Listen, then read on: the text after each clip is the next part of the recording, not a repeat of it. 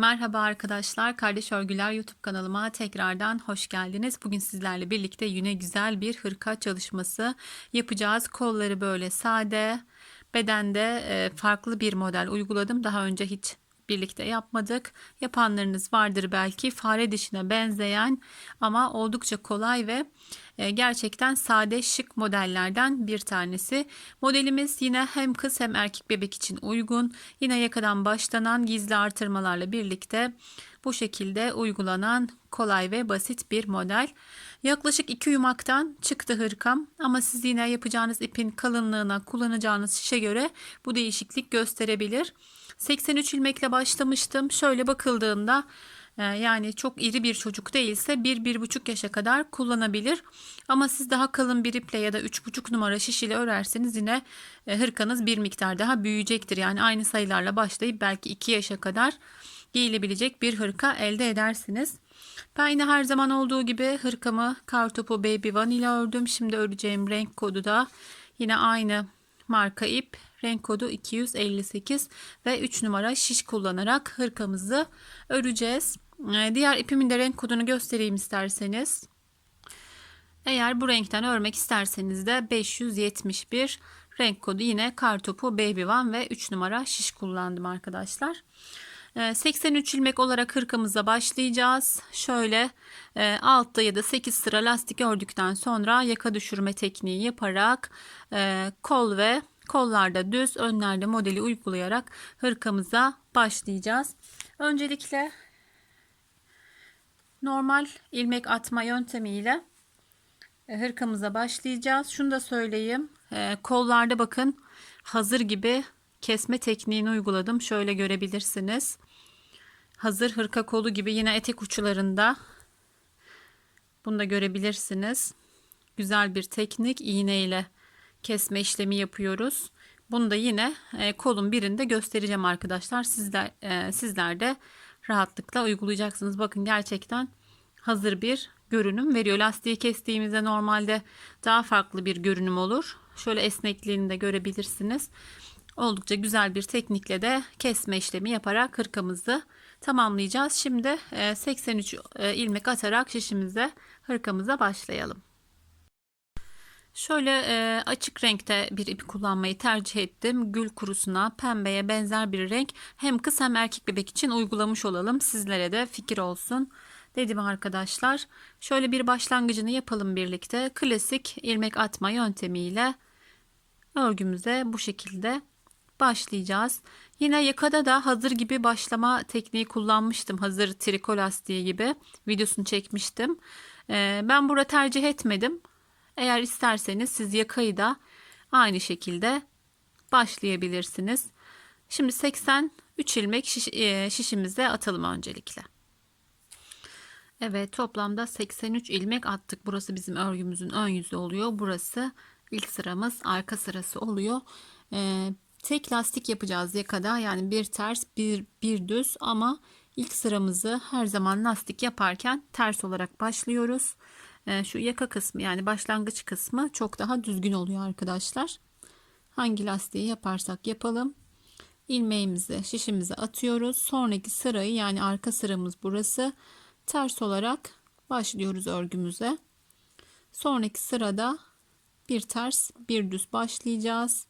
Dediğim gibi 8 sıra 10 sıra, hani istediğiniz kadar lastik yapabilirsiniz. Tabii ki çok fazla olmamak kaydıyla. Yakada yaptığımız normalde 4 diş haroşa kadar lastik uyguluyoruz. Yani ipiniz kalınsa daha az sıralar yapabilirsiniz. Şöyle 2 santim kadar, 1,5-2 santim kadar yaka lastiği öreceğiz. Ben şimdi ilk sıramı ters olarak örmeye devam ediyorum. Evet, ilk sıramızı ördük. Bakın başlangıç noktamız çok daha düzgün oluyor bu şekilde. Şimdi bu sırada lastik örgümüze başlayacağız. Ben de şöyle bir başlangıç yapacağım. Sonrasında örmeye devam edeceğim. Kenar ilmeğimi örmeden aldım. Bir ters, bir düz. Bir ters, bir düz. Bu şekilde yaka biyemizi oluşturacağız. Lastik örgü zaten, hırka yapıyorsanız, şu an hırka videosu izliyorsanız mutlaka lastik yapmayı biliyorsunuzdur. O yüzden yine de şöyle bir düz bir ters olarak dediğim gibi şöyle yaka genişliğini sağlayana kadar şuradaki dişleri de sayarsak 1 2 3 4 5. dişte yani ya da toplamda 5 diş. Şöyle sayarsak da saymaya çalışacağım. 1 2 3 4 5 6 7 8. Toplamda 8 sıra lastik örüyoruz. Sonrasında ayrımlarımızı ve yaka düşürme tekniğiyle birlikte modelimizi kuracağız. Lastiğimizi örmeye devam edelim. Evet, yaka lastiğimi tamamladım arkadaşlar. Şöyle arka sırasındayım henüz. Bakın son sırasını örmedim. Yaka düşürme tekniği yapacağımız için. Şöyle kenardaki dişleri saydığımızda toplamda 4 diş olduğunda yaka lastiğim tamamlandı. Şimdi yaka düşürme tekniği yapacağım için burada durdum. Ayrımlarımı söyleyeyim şimdi. 83 ilmek başlamıştık. 16 ilmek önler. Toplamda arkamız 32 yapıyor. 7 ilmek eksik yapıyoruz. 25 ilmek arka, 9 ilmek kollar, ikişer ilmek de böyle beden aralarında var. Toplamda 83 ilmek başlamıştık. Şimdi önler 30 önler 16 demiştik. 2 4 6 8 10 12 14 16. 16 ilmek kaldı. Arka sıramı örerken geri dönüyorum. Pardon. Yani 16 ilmek bizim önümüz. Önden 2 ilmek örüyorum. 14 ilmek kalacak. Geri döndüm. Daha önce benimle birlikte öğrenenler mutlaka yaka düşürme tekniği yapmışsınızdır. Şimdi 14 ilk ilmeğimi örmeden aldım. 15 ve 16. 16 ilmeğimizi sağ şişimizde hemen kol ayrımına geçtik. Bir tane gizli artırma. 1 2. Şurayı tekrar özetleyeyim arkadaşlar. 2 defa yapacaksanız kafanız karışmasın. Önümüzde 16 ilmek vardı. Ön ilmeğimiz olarak 2 ilmeğini ördük, geri döndük. İlk ilmeğini örmeden aldık. Sonraki ilmeği ördük. Yani 16 ilmek ön örmüş olduk. Şöyle görebilirsiniz. Gizli artırma yaptım. 2 ilmek beden arasını ördüm. 2 ilmek ördükten sonra tekrar bir gizli artırma yaptım. 9 ilmek düz örüyorum. 1 2 3 4 5 6 7 8 9. 9 ilmek ördüm. Yine bir tane gizli artırma, 2 ilmek düz, bir tane gizli artırma. Önümüzü ve kolumuzu ördük. Şimdi 25 ilmek arka 1 2 3 4 5 6 7 8 9 10 11 12 13 14 15 16 17 18 19 20 21 22 23 24 25. Tekrar bir tane gizli artırma, 2 ilmek düz, bir gizli artırma daha yaptım. Kolumuz 9 ilmekti. 1 2 3 4 5 6 7 8 9. Son kez artırdım. 2 ilmek beden arasını ördüm. Bir kez artırdım. Şimdi yine 2 4 6 8 10 12 14 16 ilmek ön bölümü kaldı. Sağ tarafta olduğu gibi artırdıktan sonra 2 ilmek ördüm. Geri döndüm. Arka sıramız tamamen ters örgü olacak. Yine ilk ilmeği örmeden aldık. Bu benim artırdığım ilmeğim. Şöyle ikincisini de görebilirsiniz. Bakın artırdığımız ilmek. Bunları da ters örüyoruz. Şimdi birkaç sıramız önemli yaka düşürme yaptığımız için. Şimdi ilk sıramızı düz olarak ayrımlarımızı yaptık. Düz olarak ördük. Artırdığımız ilmekler dahil hepsini ters örüyoruz. Bazen hırkalarda yaka düşürme tekniğini kullanmıyorum. Yani yakanın çok fazla aşağı çekmesini istemiyoruz. Ama burada lastik çok fazla dik duruyor. Haroşalarda o kadar sorun olmuyor ama lastik yaptığımız zaman bir miktar düşürme yaparsak daha güzel oluyor. Şimdi çok kesmek istemiyorum. Kafanız karışmasın diye. Az kaldı zaten. Devam edelim. Sıramızı tamamlayalım. Tamamen ters örgü olduğu için hızlıca örerek geçiyorum.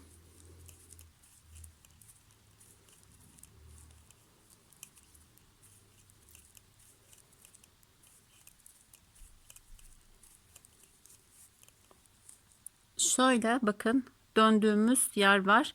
Öncelikle oraya kadar devam ediyoruz. Artık ayrım yerlerimizi yaptık. Tekrar sayarak örmemize gerek olmayacak. Bakın son ilmeğim. Şimdi yine buradan 2 ilmek ilave ediyoruz. Burada toplam 7 kenar pat kalana kadar aynı şekilde dönmeye devam edeceğiz. Şimdi bu sıra bizim modelimizi uygulayacağımız sıra arkadaşlar. Onu da şöyle yapıyoruz. Bakın 2, 4, 6, 7. 7 benim kenar patım. Şimdi örgümü çevireceğim. Daha rahat anlamanız açısından. Bir düzle örgüme başlayacağım. Örgü birleştiğinde bu şekilde olması gerekiyor. 2, 4, 6, 7. Şimdi modeli kuracağım için buraya ters ilmeğim mi düz ilmeğim mi geleceğini buradan ayarlıyorum. Düz, ters, düz, ters, düz. Bu ilmeğim benim ters ilmeğim. Sonraki düz ilmeğim olacak. İlk ilmeğimi örmeden alacağım için buradaki ilmeğimi saymıyorum. Yani örmeden aldım çünkü. Tekrar edelim, şöyle kontrol edelim. 2, 4, 6, 7.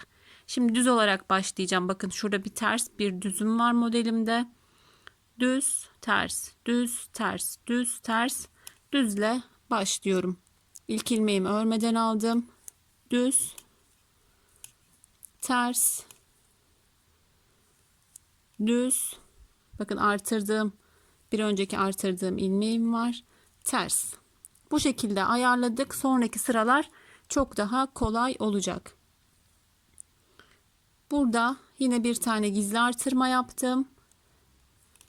2 tane beden arasını ördüm. Tekrar gizli artırmamı yaptım. Şöyle yine bir özetleyeceğim arkadaşlar. Burada kafanız karışabilir. Modelimize arada bir ters bir düz ile yani işlemimizi bu şekilde yapacağız. Bir sıramız düz, bir sırada bir ters, bir düz yaparak modelimizi kurmamız gerekiyor.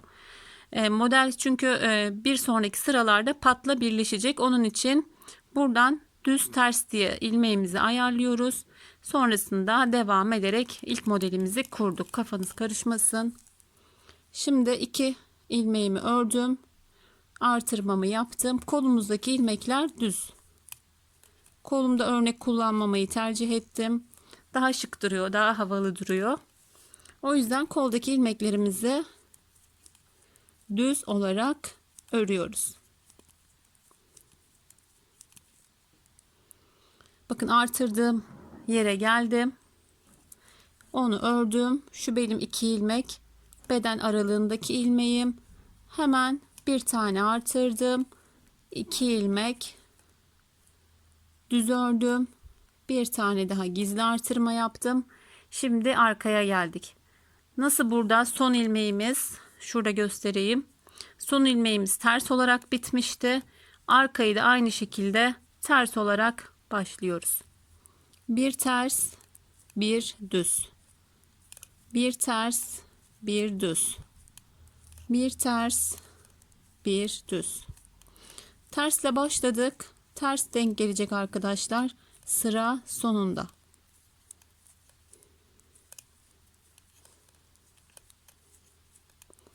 Modelimiz oldukça kolay dediğim gibi. Ama fare dişine demiştim benzer diye. Fare dişine yani bakıldığında ya ben bu örneği çıkarabilirim dediğiniz bir örnek değil. Bu da yani çok kolay bir örnek ama şöyle bakıldığında hani aralarda ne yapılmış diye biraz düşündürüyor. Yani bakıldığında hani çok basit bir model ama şöyle baktığınızda değişik gibi görünüyor. Yani açıkçası bana öyle görünüyor. Bir ters, bir düz örüyoruz. Modelin anlatımını ben ayrıca diğer kanalımda yapacağım.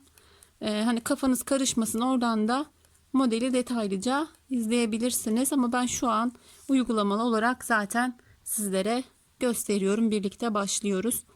Artırma yerine henüz gelmedik. Bir düz, bir ters örmeye devam ediyoruz.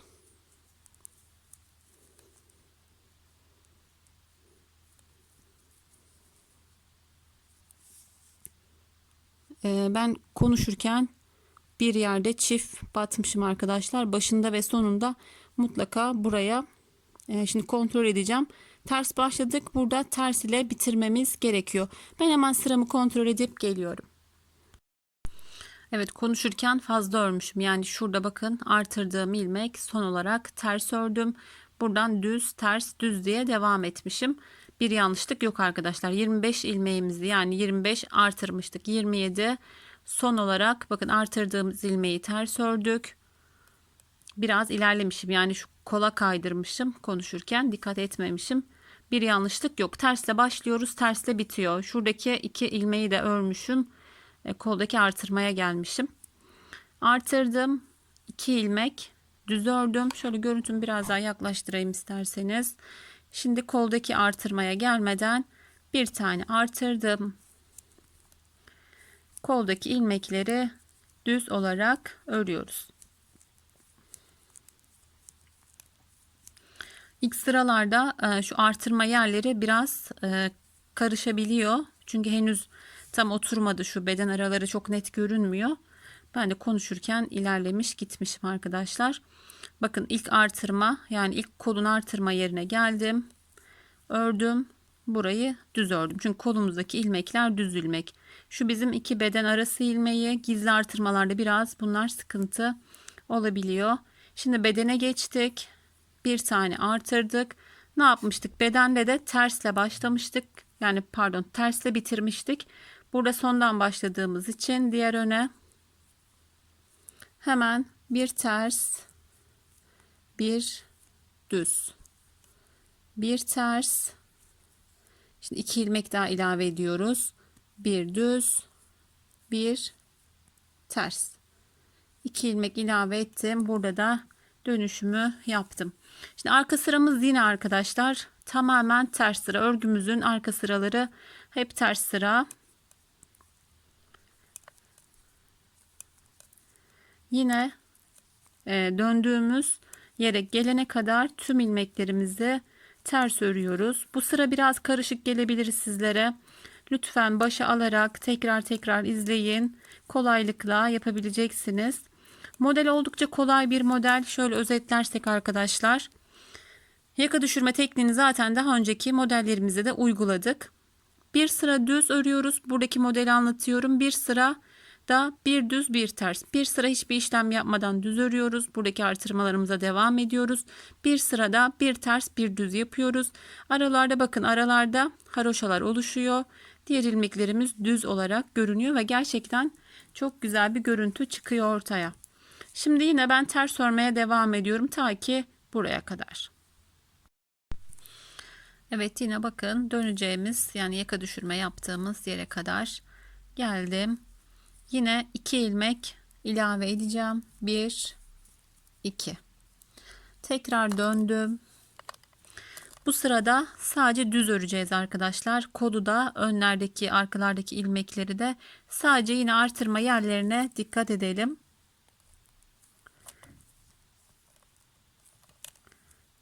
Tüm ilmeklerimiz düz. Bu sırada örnek kurulumu yapmıyoruz. Şöyle yavaş yavaş artırma yerleri çok daha net çıktı arkadaşlar. Hani ben anlatım yaparken hem konuşup bazen kaydırabiliyorum. Sizler daha kolay, daha rahat yapabilirsiniz. İşaretleyiciniz varsa buralara işaretleyici taktığınızda çok daha rahat yapabilirsiniz. Ben bu şekilde daha kolay yapıyorum. Çok gerek duymuyorum. Ama dediğim gibi hani örgüye yeni başladıysanız eğer gizli artırmayı takip etmek biraz zor olabilir.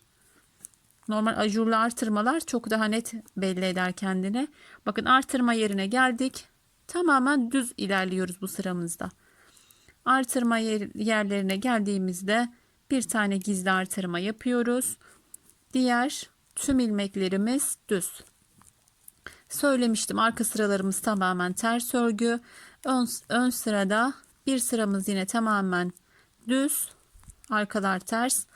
Bir sıra ön sırada bir ters bir düz örüyoruz kaydırma yapmadan. Şimdi yaka düşürme tekniğimiz bittiğinde örneğimizi çok daha rahat kurabilirsiniz. 2 sıra sonra zaten yaka düşürme işlemi de bitecek. Şöyle kontrolümü yapayım, yine kaydırma yapmayalım.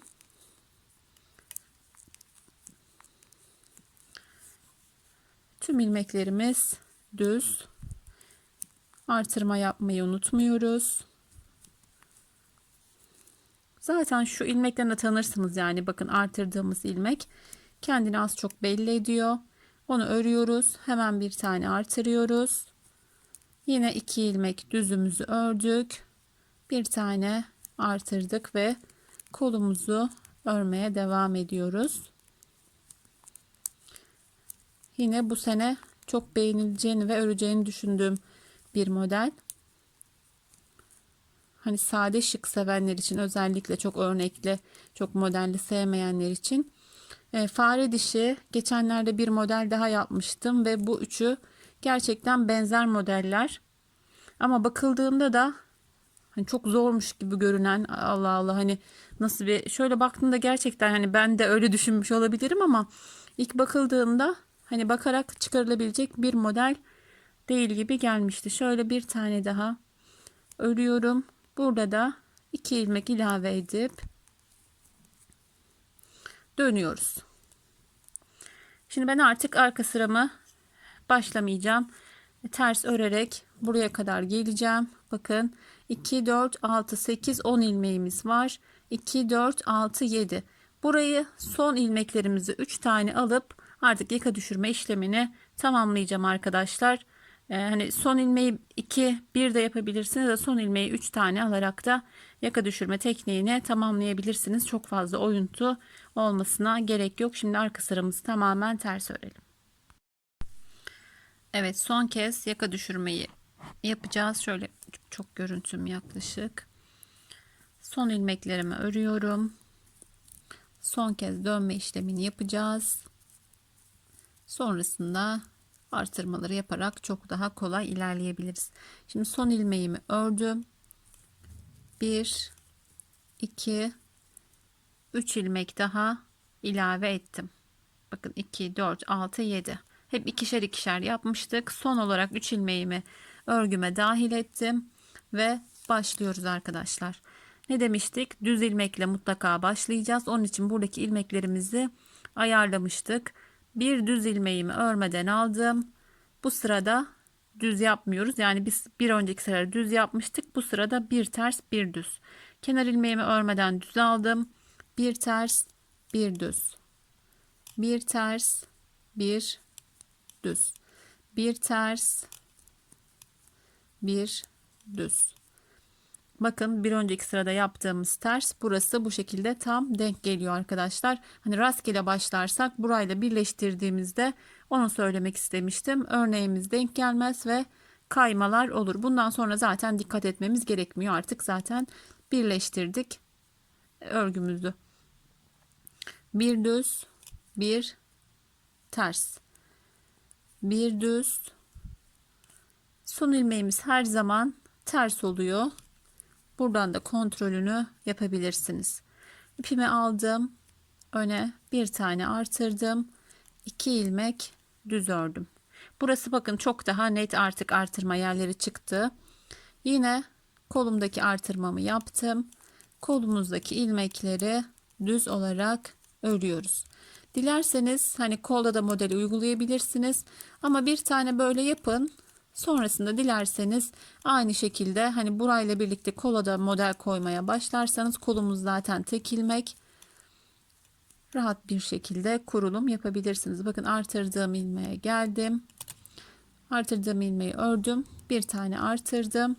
2 ilmek beden arasına geldik. 2 ilmeğimi ördüm. Şimdi yine arkada model uygulayacağız. Arkadaki artırmamı da yaptım. İlk ilmeğimiz her zaman ters olarak başlayacak ki modelimizde kayma olmasın. Ters, düz. Bakın bir önceki sırada burada ters yapmışız. Yine şöyle kontrol edebilirsiniz. Kaydırma yapmamaya, aynı fare dişinde olduğu gibi özen gösterelim. O yüzden arkada başta ve sonunda ters başlarsak rahatlıkla denk gelecektir. Ters ve düz olarak arka sıramız örüyoruz.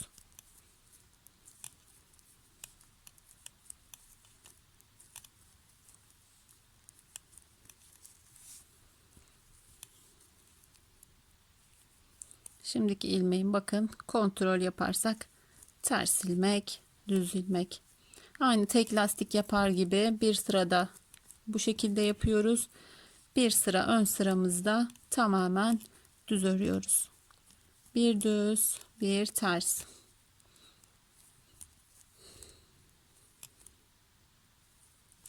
Bakın düzümü ördüm. Başta ve sonda ilmeğimiz ters olarak bitiyor. Hemen arkanın artırmasını yapıyoruz. 2 ilmek ters ördüm.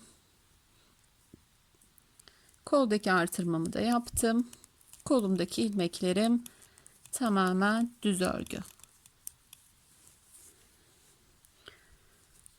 Ters ve düz ya da sadece düz ördüğüm için işlem yapmadığım yerleri hızlı geçiyorum arkadaşlar. Zaten hani söylüyorum bir ters bir düz diye ya da düz örgü diye.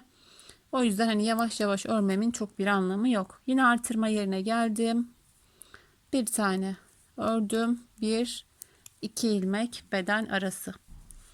Şöyle bir bakalım. Bakın beden aralarımız artık çok daha net. Şimdi önde de bir tane gizli artırmamı yaptım. Önde de hemen ters olarak başlıyoruz. Düz olarak bitiriyoruz. Öndeki mutlaka şu ilk ilmeğimiz düz olacak. Ters, düz. Şöyle burada kontrol yapabiliriz. Bakın ters ilmeğimiz ters, düz, ters, düz, ters, düz, ters. Şimdi 7 ilmek kalana kadar burada örmeye devam ediyoruz. Düz, ters ve son olarak düz ilmek örüyoruz ve buradan da son dönüşümüzü yapıyoruz. Henüz ileğimizi açmadık arkadaşlar. Bir diş haroşamıza geçtikten sonra iliğimizi açıyoruz. Şimdi arka sıramızı tamamen ters örelim. Evet, artık dönüş işlemi yapmayacağız. Burada tamamen sıra başına kadar ters örerek gelebiliriz artık. Zaten haroşa sıramıza geçiyoruz arkadaşlar. Lastik de örebilirsiniz. Benim gibi ters örerek de sıra başına kadar gelebilirsiniz. Şimdi artık haroşamıza geçiyoruz burada. 7 ilmeğimizi şöyle yapalım. 7 kenar patımızı haroşa örgü olarak başlıyoruz. 2, 4, 6, 7. Şimdi bir önceki sırada işlem yapmıştık. Bu sıramız tamamen düz örgü.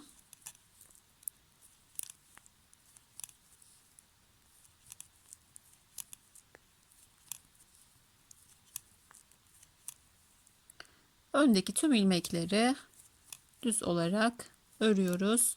Artırma ilmeğimize kadar. Burada hemen bir tane artırdım. 2 ilmek düz ördüm. Yine artırdım. Zaten birçoğumuz buraya kadar izledikten sonra robayı yapıyordur video izlemeden. Çünkü hani tüm detaylarını anlattım. Artık modelimizi anladık. Yaka düşürme tekniğimiz bitti. Ben de zaten ilerleteceğim artık videomu. Örmeye devam edeceğim robamı. Evet arkadaşlar. Şimdi robamızı tamamladık. Dönüşlerimiz de bitti. Pardon, robamızı tamamlamadık. Yani işlemlerimizi, yaka düşürmeyi, modelimizi kurduk. Şimdi burada haroşayı yapacağız. Arka sırada ilk iliğimizi açacağız. Burada iliğimizi açmayı unutmayalım. Sonrasında 14 sırada bir ilik açmaya devam edelim. Ben robayı örerken robamı tamamlamadan ikinci iliğimi de açacağım. O yüzden sizler de unutmayın. 14 sırada bir iliğimizi açıyoruz. Böyle tam denk geliyor arkadaşlar. 15 sırada açarsanız eğer tam ucuna denk gelecektir. 13 sırada açtığınızda da biraz yukarıda kalacaktır. Eğer çok daha sık ilikler yani düğmeler koymak istiyorsanız 12 sırada da açmanız mümkün. 12 sırada açıp 6 ilikte açabilirsiniz. Evet, modelimizi kurduk. Bundan sonra hani her sırayı anlatmaya gerek yok. Burada artık devam edeceğiz. Aynı şekilde bir sonraki sıramızda yine modeli uygulayacağız. Toplamda şöyle sayalım. Örnek olarak sayacağım. Şu bizim ilk örneğimiz. 1, 2, 3, 4, 5, 6, 7, 8, 9, 10, 11. 11 örnek olana kadar robamızı örmeye devam edelim arkadaşlar. Normalde hırkalarda pardon yeleklerde 18-20 artırma yaparız ama haroşa koyarız. Hırkalarda haroşa olmadığı için robayı hani 20 değil de 22-23 sıraya kadar uzatmak mümkün. O yüzden şimdi toplam 11 model yani örnek olana kadar robamızı örmeye devam edelim. Sonra da kol ayrımlarını yapacağız. Kolumuzu öreceğiz. Sonrasında bedene geçerek hırkamızı tamamlayacağız inşallah. Şimdi robamızı örmeye devam edelim. Evet arkadaşlar, robamız tamamlandı. Bu ipim normal yani burada kullandığım ipten biraz daha bir tık kalın arkadaşlar. Daha büyük, daha tok oldu bu örgüm ama iplerimin markası aynı, sizlere de göstermiştim. Şimdi söylediğim gibi örneklerimizi saydığımızda toplamda 11 örnek olduğunda şöyle göstereyim. Bir ters bir düz sıramı yaptım. Düz sıramı yapmadan kol beden ayrımını yapacağım. Öncelikle kolumuzu öreceğiz. Ben şimdi bedendeki misinalı şişimi bedende bırakacağım. Buraya kadar gelip koluma ayrı bir misinalı şiş takacağım arkadaşlar. Siz ayrı bir şişiniz yoksa, yedekte şişiniz yoksa bedendeki ilmekleri ipe geçirebilirsiniz iğne yardımıyla. Ya da misinalı şişinizi burada bırakırsınız. Kola normal şiş yani aynı numara normal şiş takarak da kolunuzu örmek mümkün. Şimdi kola kadar ilmeklerimi geçireceğim. Örmeyeceğim burada.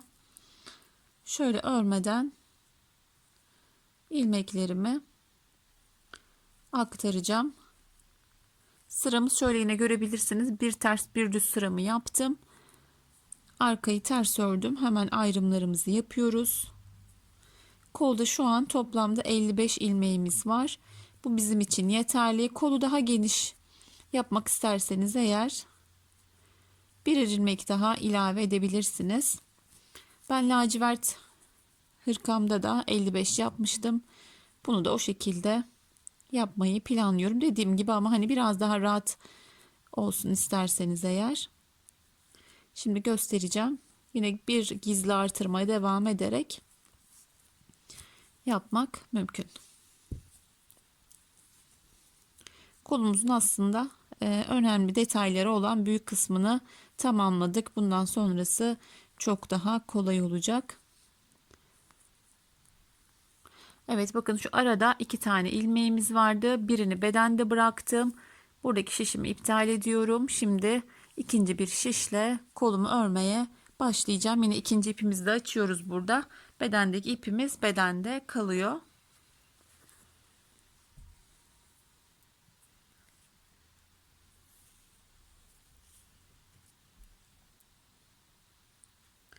Evet, örmeye kolumuzu başlayalım. Ben yine aynı numara yedek misinalı şişimi aldım. Şöyle örmeye başlayacağım. Öncelikle kenardaki ilmeğimizi mutlaka ters olarak alıyoruz. İlk ilmek olduğu için ben ördüreceğim. Sonrasında ilk ilmeğimizi örmüyoruz. Bir ilmeğimi ters aldım. Sonrasında burada bakın artırmak istiyorsanız eğer burada gizli artırma yeri var. Burada bir tane artırmanız da mümkün. Sağda ve solda birer tane de artırabilirsiniz. Daha geniş yapmak istiyorsanız da ipiniz daha incedir. Daha büyük yapmak mümkün. Bakın şimdi ikinci şişimi taktım. Bedendeki şişimi bıraktım. Döndüğümde buradaki soldaki şişimi de iptal edeceğim. Bedendeki ilmeklerimi boşaltmakla uğraşmayacağım. Hırkada şimdi kenarları özellikle düz öreceğiz zaten. Burayı da çok fazla uzatmaya gerek yok.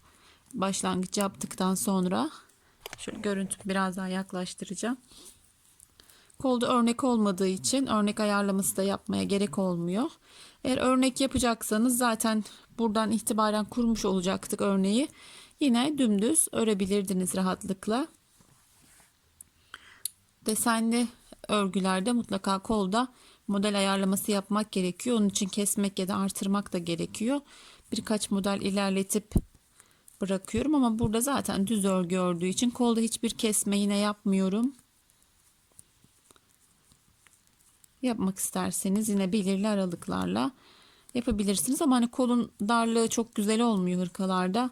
O yüzden aynı genişlikle devam edip sadece lastiğe geçerken kol ucunda bir miktar eksiltme yapacağız.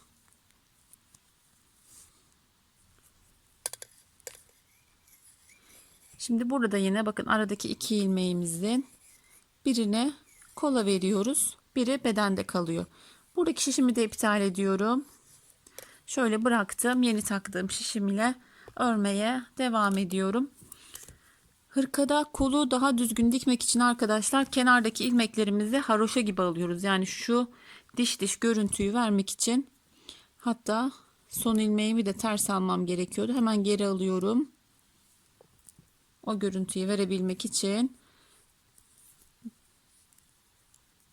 başlangıçta yine ters alarak başlıyoruz. Sondaki de bir ilmeğimizi ters olarak bitiriyoruz ki şöyle göstereceğim yine kolun dikişini.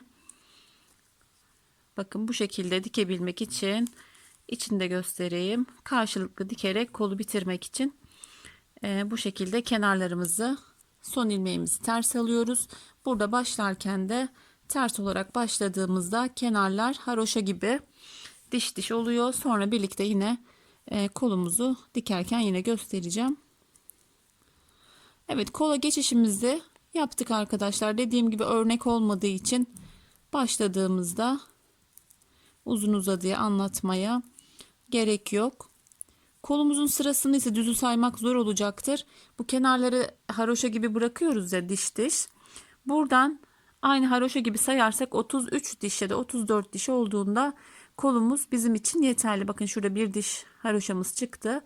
Buralardan sayarak 33 ya da 34 sıra olduğunda kol lastiğine geçeceğiz. Yine kol lastiğini yaparken bir miktar eksilteceğiz. Son olarak kolun yani lastik kapatmayı göstereceğim.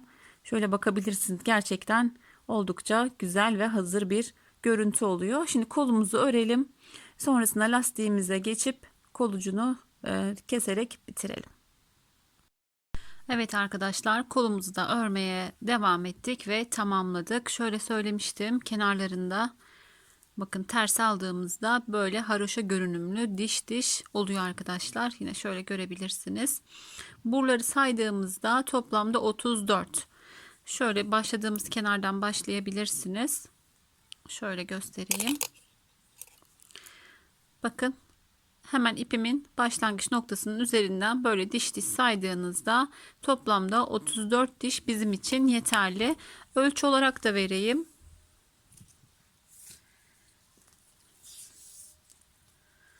Yakadan itibaren şöyle 33 santim kadar.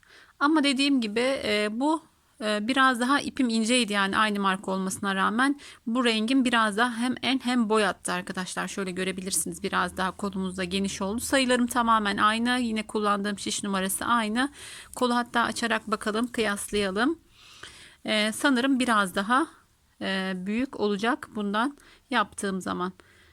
Şöyle hizaladığımız zaman şöyle bir iki sıra fark etti. Bakın lastiğin üzerini geçti.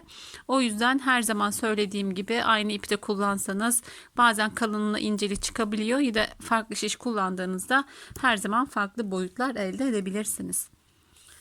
Sayı sorulduğunda da o yüzden net bir sayı veremiyorum. Bazen 5 yaş çocuk için kaç başlayalım diyorlar. Öncelikle ben hiç yapmadım, yani 5 yaş çocuk için yapmadım. Sonrasında işte şişiniz, ipiniz, modeliniz, bunu örnekli yapsaydık belki hani bu sıralarda daha uzun da bir görüntü elde edebilirdik. Ya da haroşa örseniz bu 32 sıra hiç yeterli gelmeyecektir. Haroşa zaten toplayan bir model, o yüzden ezbere sayı vermek çok doğru olmuyor.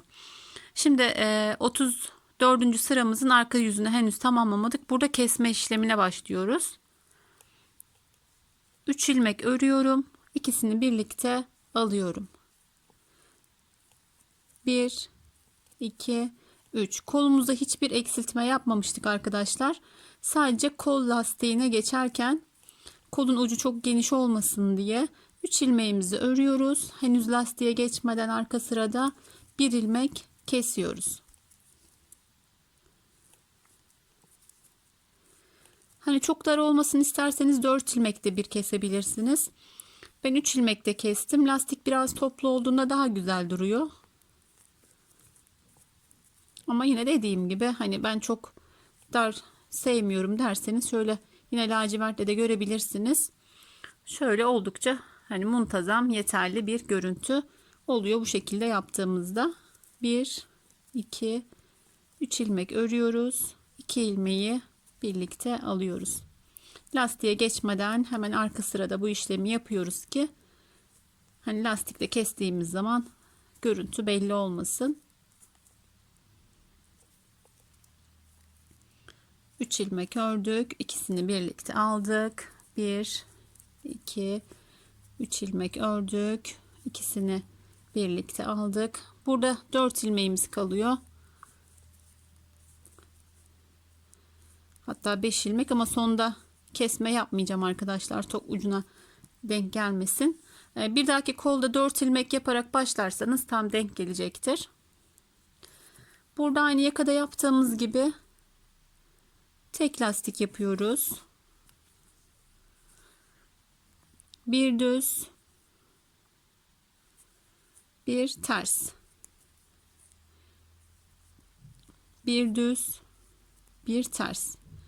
Bu şekilde lastiğimize başlıyoruz. Tüm ilmeklerimizi lastiğe çeviriyoruz. Zaten yakada lastik yapmıştık. Lastik örgü yapmasını da biliyoruz.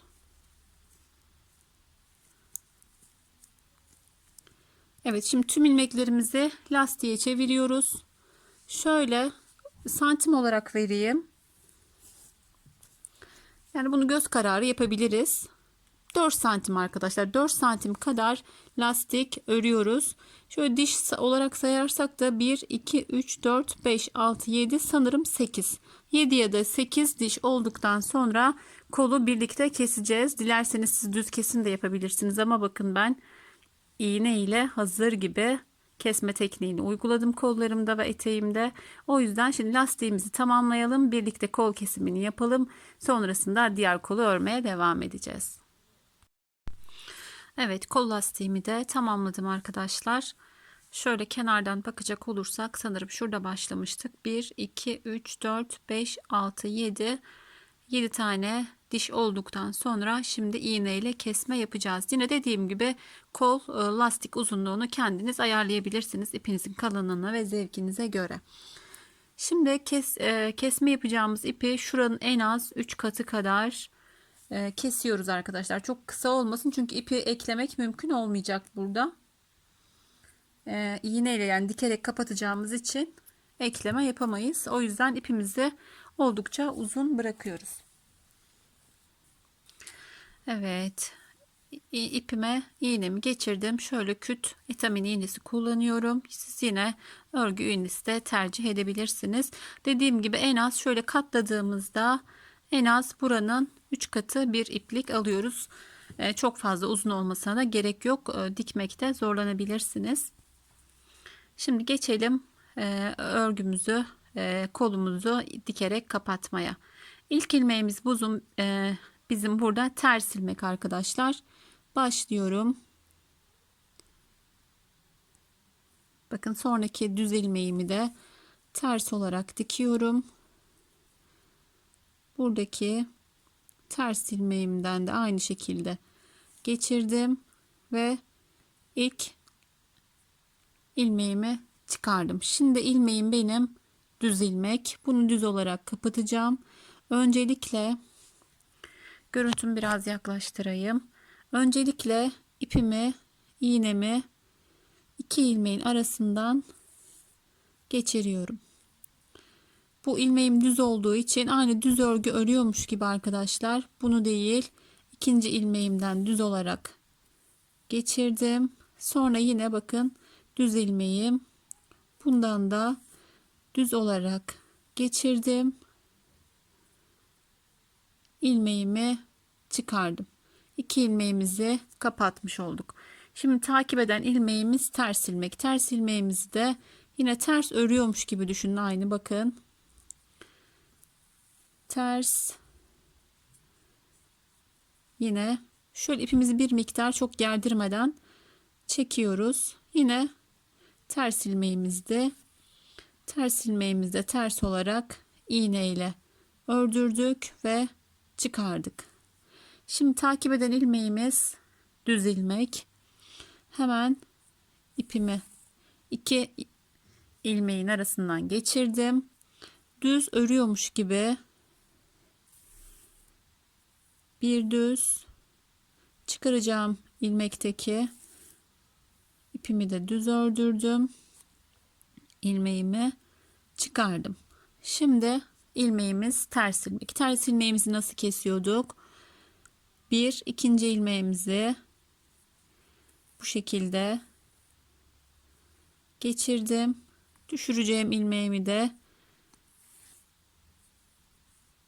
ters olarak ördüm. Çıkardım. Burada bakın hangi ilmek diye hani oldu ki unuttunuz, bıraktınız, tekrar aldınız elinize. Bakın buradaki düz ilmek. Düz ilmekte hemen iki ilmeğin arasından ipimizi aldık. İkinci kez de yine düz ilmekten geçirdik ve çıkardık. Burada yarım bırakmayı çok tavsiye etmem arkadaşlar. Oldu ki bıraktınız, ilmeği çıkarmadan bıraktınız. İşleme devam ediyorsunuz. Karışıklık olduğunda da gerçekten toparlamak çok mümkün olmuyor. Zor oluyor yani, benim de başıma geldi. O yüzden sakin bir zamanda oturup hiç kesintisiz kesme işlemini yapın ki karışıklık olmasın. Şimdi bakın ters ilmeğim. Hani geri söktüğünüzde nerede kaldığınız, yani ikinci kez buradan geçtiniz mi, buradan mı geçtiniz çok belli olmuyor yani sökmeniz gerektiğinde. Yani velev ki şöyle söyleyeyim, bunu yaptık, ilmeği düşürmemiz gerekiyor. Bıraktık, baktık acaba buradaki ilmek düşecek miydi, devam mı edeceğiz derken çıkarıyorsunuz, Allah Allah acaba ördürmedim mi diyor. Burada zaten görüntü hemen bozuluyor. O yüzden dediğim gibi hani başlayıp kesintisiz yaparsanız kolaylıkla yapabilirsiniz. Bakın hemen kesimimiz ortaya çıktı. Gerçekten çok güzel bir kesim oluyor. Çok orijinal duruyor örgülerde. Düzümüzü kesiyoruz şu an. Bakın ilmeğimiz düz. Yine bunu anlattığım bir video vardı arkadaşlar. Ama aynısı yani, hani onu da izlemenize gerek yok. Yine gerek duyarsanız eğer izleyebilirsiniz. Ters ilmek son kez göstereceğim.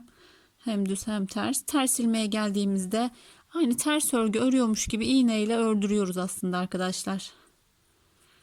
Ters ilmeğimi ördürdüm. Ters ilmeğimi çıkardım.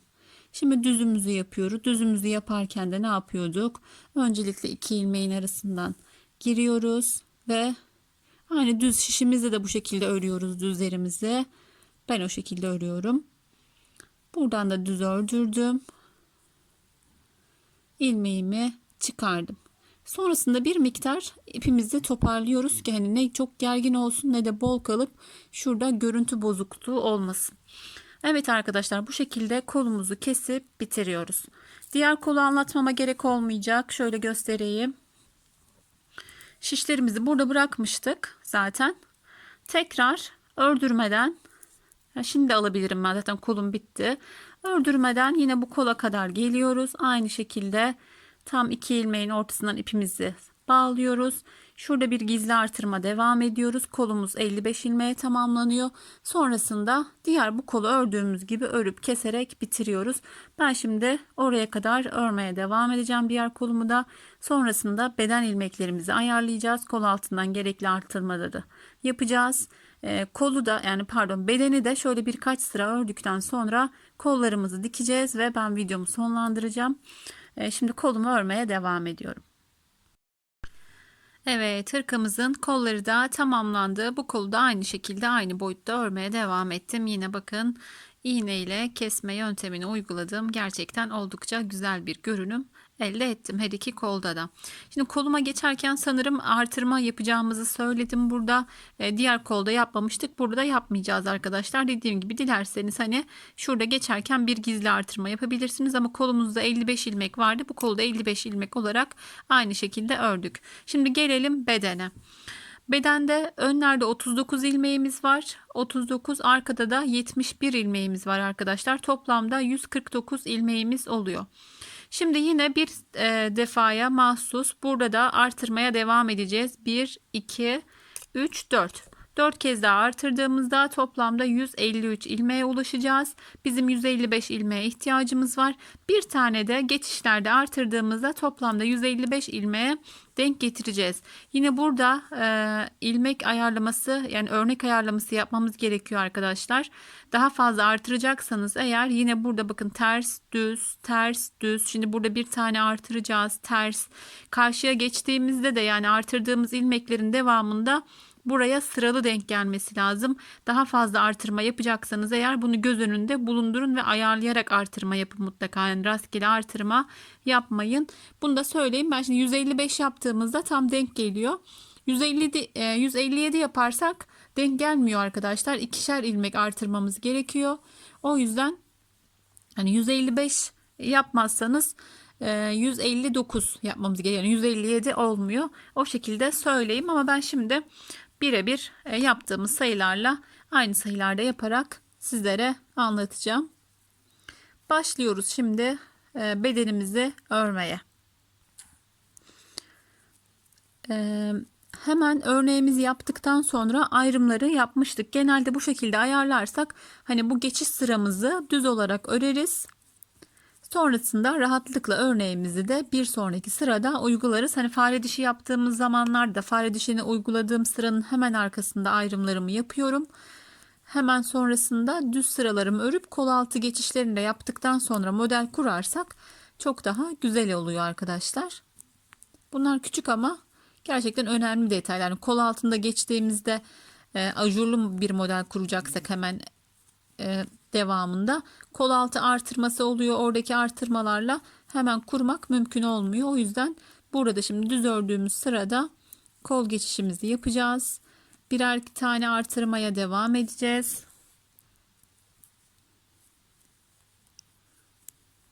Şimdi bakın, şurada gizli artırma yapıyorduk. İlk artırmamı burada yapacağım. Çünkü beden genişliğimiz açısından, rahat olması açısından. Şimdi karşıya geçerken de şöyle bir artırma yaptım. Burada kolda herhangi bir artırma yapmadığımız için bir tane ilmek yeterli gelecektir. Onun dışındaki artırmaları bu gerilerde ya da şöyle şuralara batış yaparak artırırsanız iyi olur. Normalde dikemezsiniz kolu. Yani burada 5 tane artırma yaparsanız şöyle bir açıklık kalır. Çünkü kolda artırma yapmadık. O yüzden daha fazla kol altında bu modelde, yani bu şekilde yaptıysanız eğer, artıramazsınız arkadaşlar. Şimdi bir tane gizli artırmamı yaptım. Kol geçişimi yaptım. Bir tane de burada gizli artırmamı yaptım. Örmeye devam ediyorum. 4 tane normal artırdığımız yerden yapacağız. Birer tane de kol altında yaptığımızda modelimiz tam denk gelmiş olacak. Beden genişliği de benim için yeterli.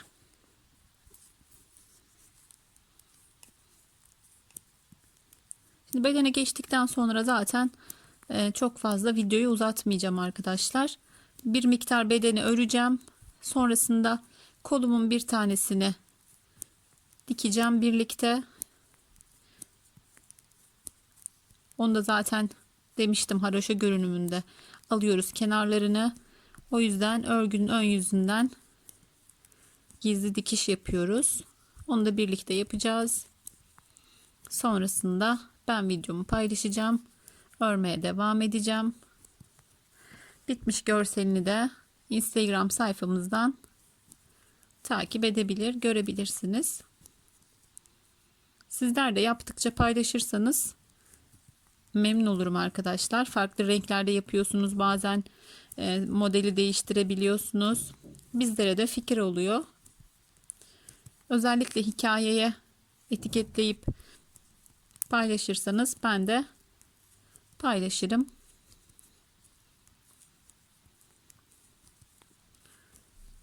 Yine geldik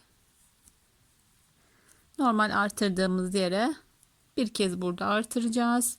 Düzümü ördüm. Kol altının geçişinde yine bir tane daha artırıyorum. Şöyle şişimi ayarlıyorum. Öncelikle bir ilmek ördüm. Yine burada gizli artırma yerinden burayı biraz artırdığımız ilmeği sıkı tutarsanız kol altında açıklık olmaz. Yine burada gizli artırmamı yaptım. Ve kol altı geçişimizi de yaptık. Düz olarak örmeye devam ediyoruz. İşte arka sıramı ilerleteceğim ben. Ters olarak örüyoruz zaten tüm örgümüz boyunca. Arka sıralarımız ters. İliklerimizi de yine 14 sırada bir açmayı unutmayın. Ben robada açmıştım yine ikinci iliğimi. Yine 14 sıra arayla açmaya devam edeceğim. Dilerseniz şimdi ben bu sıramı tamamlayayım. Arka sıramı da öreyim. Bu sırada kol altında modelimizi kuralım. Sonrasında ben devam edeceğim. Evet, şimdi örnek yaptığımız sırayla devam ediyoruz. Öncelikle 7 kenar patımı örüyorum. Şu görüntüm çok yakın, biraz uzaklaştıracağım.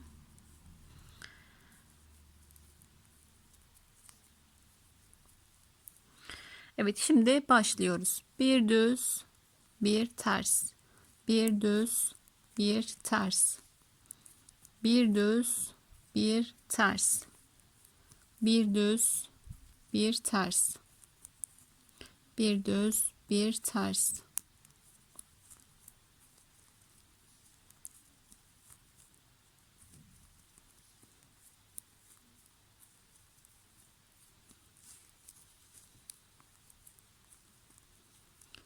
Kol altına kadar geleceğiz. Karşıya geçtiğimizde tam sıralı olarak modelimiz denk gelecek. 2 sayılı bir model ama yine çift gelebilir arkadaşlar. Ayarlama yapmazsak, eğer rastgele bir sayıda yaparsak artırmalarımızı, kol altı geçişinde 2 tane ters ya da 2 tane düz yan yana gelebilir. Yine çok sorun değil tabii ki. Çift alarak orada dengeleyebiliriz. Özellikle ters ilmeği çift alırsak sıkıntı olmaz ama bu şekilde ayarlı yaparsak çok daha düzgün olacaktır. Ters ilmeğimi ördüm. Düz ilmeğim, ters ilmeğim, düz ilmeğim. Bakın, ters ilmeğim tam olarak denk geldi. Şimdi devam ediyoruz yine aynı şekilde. Bir ters, bir düz. Bakın kol altı da oldukça düzgün arkadaşlar. Şuradaki şu gördüğünüz açıklık zaten kolu dikerken karşılıklı diktiğimizde kapanacak. O yüzden bir miktar daha ördükten sonra birlikte yine dikeceğiz kolumuzu. Şimdi diğer kolumuzun geçişini de yapalım. Sonrasında zaten çok detaylı bir model olmadığı için dümdüz modeli örerek hırkamızı tamamlayacağız. Diğer kola kadar da gelelim. Kalın iplerle yaptığınızda yine örnek oldukça gösterecektir kendini arkadaşlar. Ben şu an bebe ipiyle yaptım. Bir tık daha kalın bir iple yaptığınızda şu görüntü daha net, daha güzel duracaktır. Ama yine gerçekten sade ve şık örgü sevenler için, çok örnekli, modelli sevmeyenler için hazır gibi kullanabilecekleri, hazır gibi bir hırkamız olacak.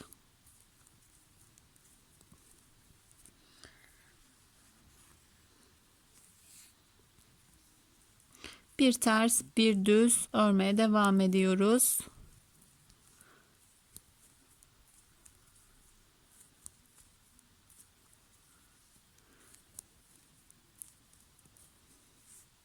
Hızlı hızlı geçiyorum arkadaşlar. Çok anlatacak bir şey yok modelimizde, zaten yakada kurduk.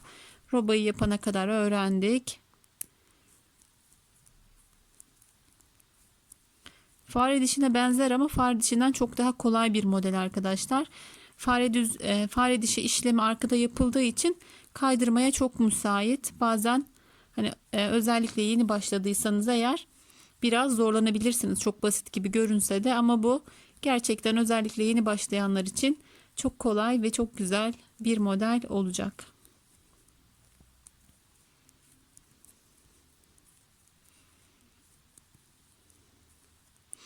Evet, düzümüzü ördük. Ters, düz.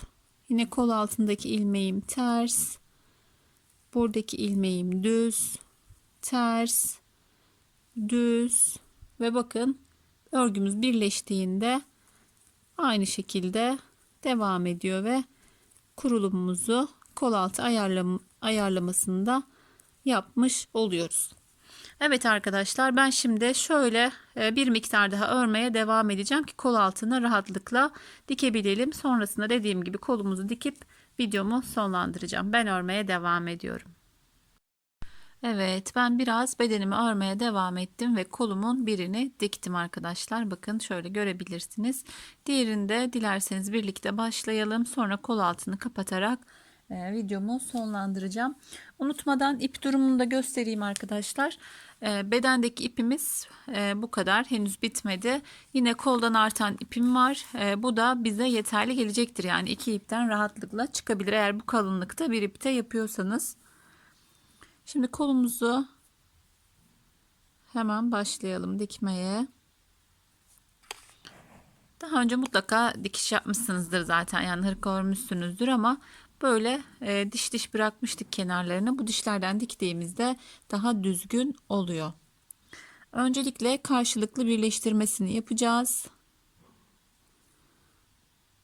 Şöyle hemen üstündeki ilmeklerden alalım ki kol ucunda açıklık kalmasın. Yine son yaptığımız yerden de birleştirerek bakın kol ucunu çıkıntı olmadan düzgün bir şekilde birleştirdik ve başlıyoruz dikmeye. Bakın ilk dişimiz, şöyle biraz daha yaklaştırayım. İlk dişimiz, hiç burada atlama yapmayacağız. Hemen geçirdim. Yine karşıdaki ilk dişten geçiriyorum. Bir buradan, bir buradan şeklinde dikebilirsiniz. Ben tek tek dikmeyi tercih ediyorum.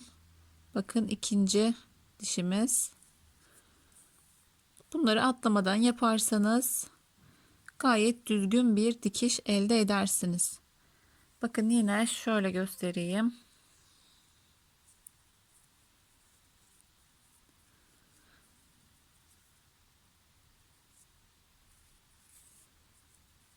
Haroşa yaptığımızda bu şekilde dikeriz zaten, ama haroşa yapmadığımız durumlarda da kenarında bir ilmeği bu şekilde yaparsak rahatlıkla dikiş yapabiliriz.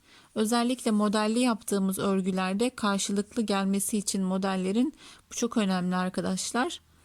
O yüzden bu şekilde başlıyoruz ve dikmeye devam ediyoruz.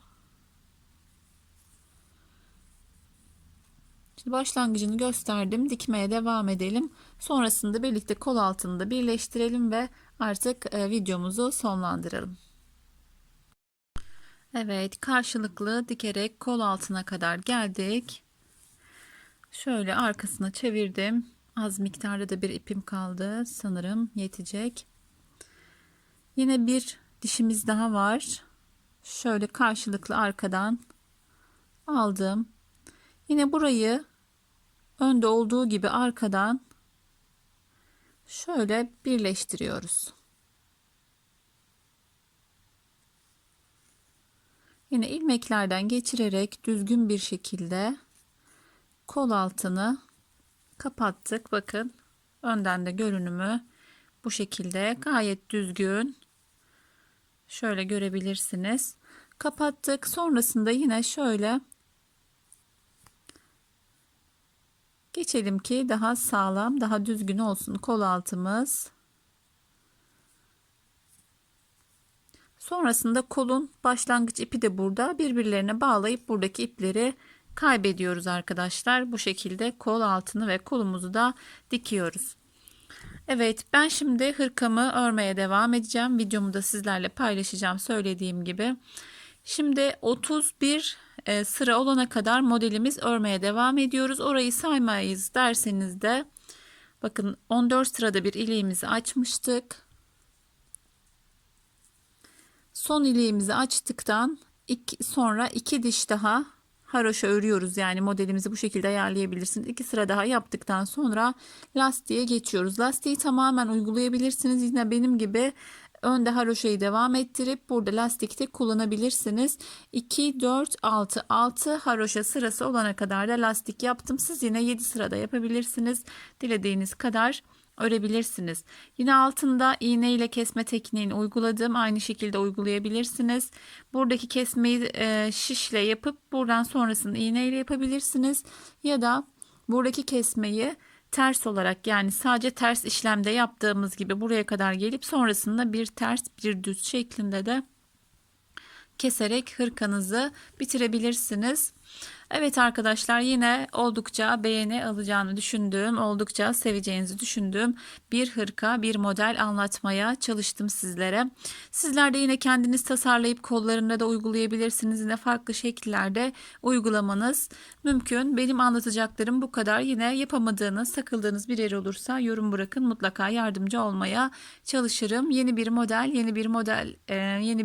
yeni bir videoda görüşmek üzere. Allah'a emanet olun. Hoşça kalın.